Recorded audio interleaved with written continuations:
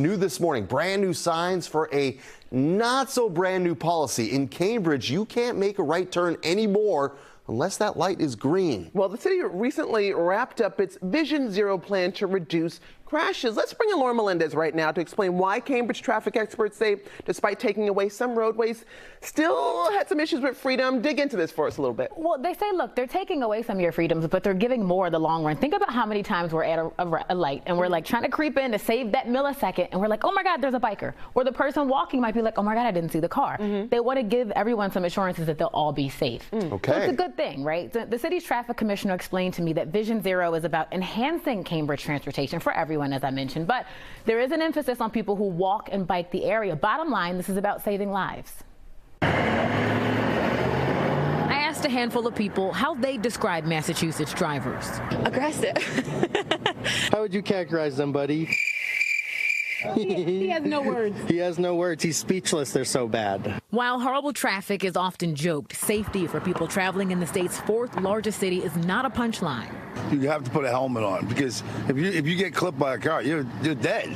In Cambridge, city leaders believe making a right turn on red contributes to a lot of the accidents and close calls they record. What happens when people are trying to turn right on red is that they are really focused on finding that gap in traffic in front of them. And then they frequently will not then double check for pedestrians or bikes.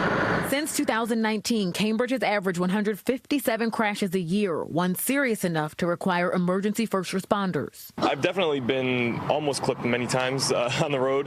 It's why the council and traffic commissioner pushed for the Vision Zero plan in 2022, meant to eliminate deadly traffic accidents or severe injuries. They completed that vision, installing the last couple hundred no right on red signs recently. And although the city says this applies to bikers too, there is skepticism. I guarantee you that you tell that to any cyclist, they're not going to follow those rules.